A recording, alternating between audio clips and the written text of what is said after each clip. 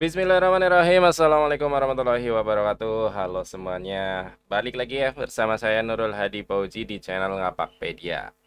Oke, jadi hari ini 31 Agustus 2025 artinya hari terakhir untuk persyaratan cut off dana BOSP dan PIP. Banyak pertanyaan yang masuk ke Ngapakpedia terkait cut off ini. Jadi saya buat dalam slide presentasi untuk menjawab pertanyaan-pertanyaan dari rangkuman-rangkuman yang teman-teman kirimkan ke saya. Tapi mungkin ada pertanyaan yang tidak masuk.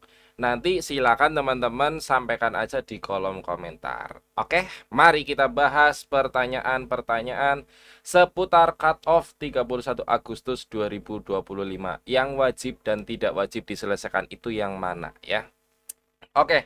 Yang pertama ini adalah cut off untuk apa? Karena kan takutnya teman-teman itu bertanya, semuanya harus selesai bang? Enggak ya. Jadi cut off ini hari ini adalah untuk dua hal. Yang pertama adalah cut off untuk jumlah siswa yang terhitung dana BOSP tahun 2026 nanti.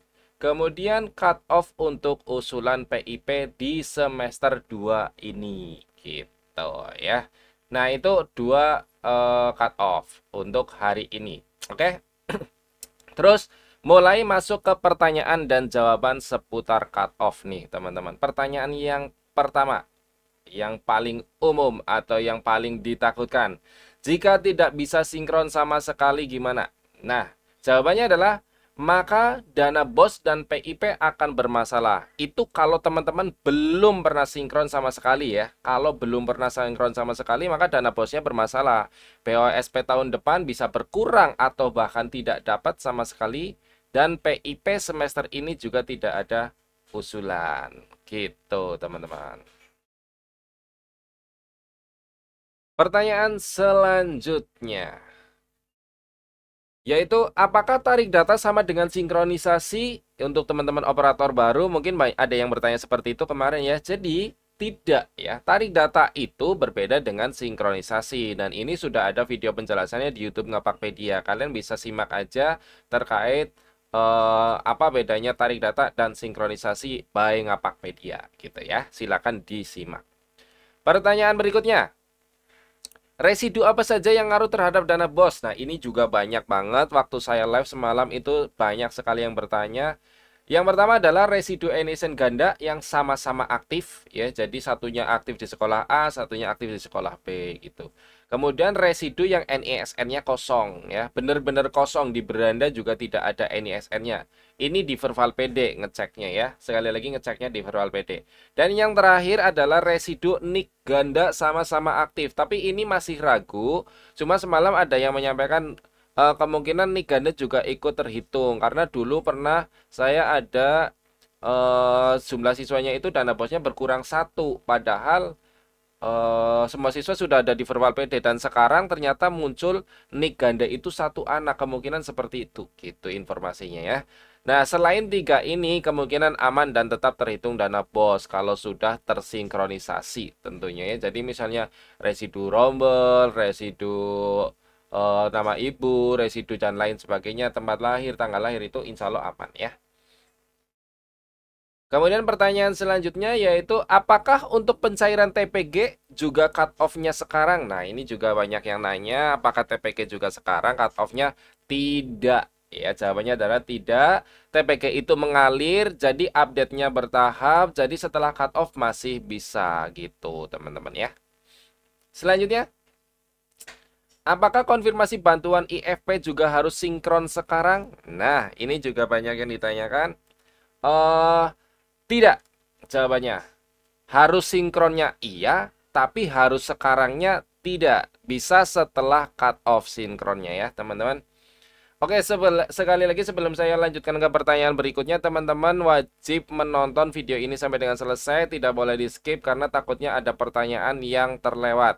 Sekali lagi, tidak boleh di skip karena takutnya ada pertanyaan yang terlewat dan nanti teman-teman malah bertanya sesuatu yang sudah saya jelaskan di video ini. Oke, jadi jangan di skip ya.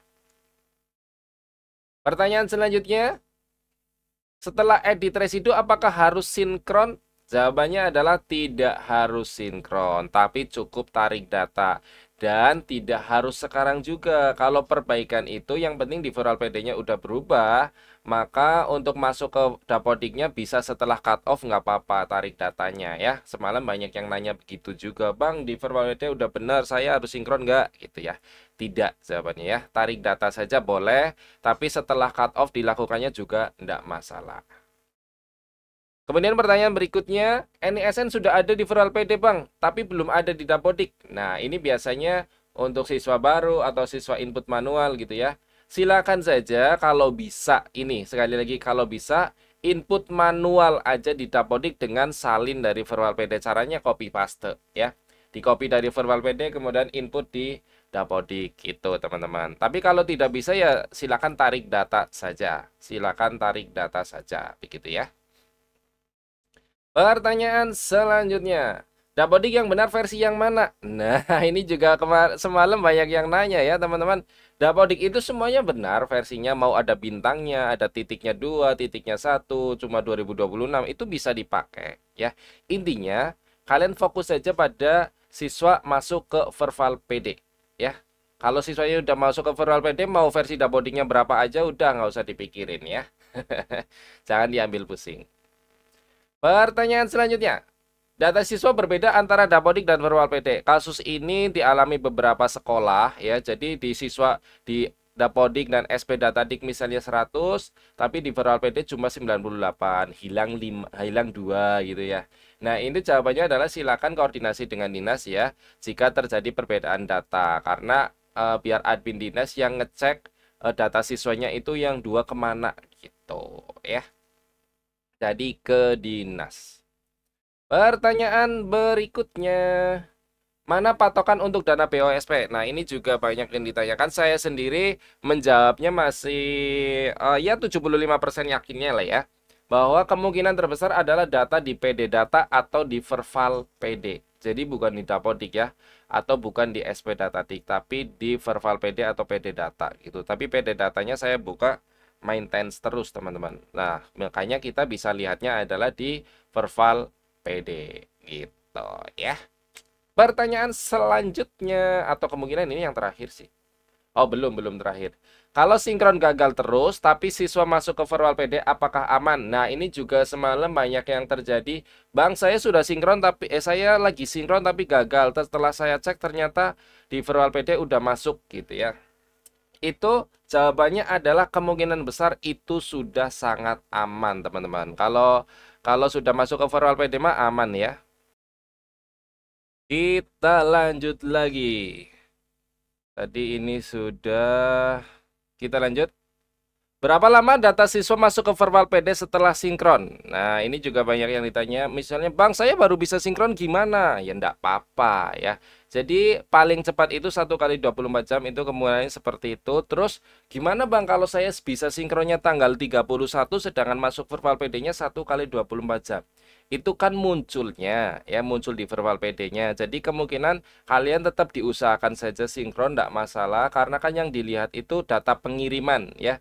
Data pengiriman di tanggal terakhir yaitu tanggal 31 Agustus. Jadi kalau kalian ngirimnya terakhir sekarang ya udah nanti itu akan terbaca gitu teman-teman. Insya Allah seperti itu. Jadi buat teman-teman yang belum bisa sinkron sama sekali tetap diusahakan agar bisa sinkron. Oke, seperti itu jawabannya ya. Pertanyaan terakhir. Nah, apa sih inti dari cut off ini? Ini pertanyaan pamungkas ya. Jawabannya adalah fokus saja pada jumlah siswa terdata di Verbal PD dan sudah usulan PIP. Dari tadi kita nggak ngebahas PIP sama sekali, tapi intinya PIP juga cut off-nya sekarang. Karena cara mengusulkan PIP sudah saya bahas ya. Kalau PIP itu ya cuma mengusulkan gitu ya. Sedangkan dana pos itu banyak komponen yang harus dibahas, makanya pertanyaannya pun banyak.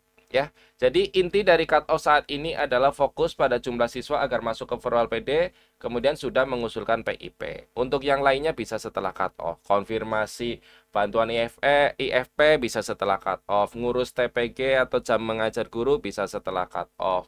Nambah guru bisa setelah cut off, gitu-gitu ya.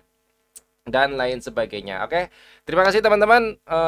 Sudah end of slide, artinya itu beberapa pertanyaan yang Ngapakpedia tampung dan Ngapakpedia jawab ya. Untuk selanjutnya jika ada pertanyaan yang belum masuk di slide, silahkan tinggalkan pesan aja di kolom komentar ya.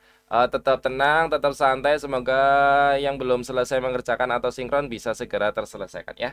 Terima kasih. Sampai jumpa lagi di video-video berikutnya. Saya Hiri. Salam satu nusa, salam satu bangsa, salam satu bahasa, salam satu data. Salam terakhir, salam Ngapakpedia. Wassalamualaikum warahmatullahi wabarakatuh. Terima kasih.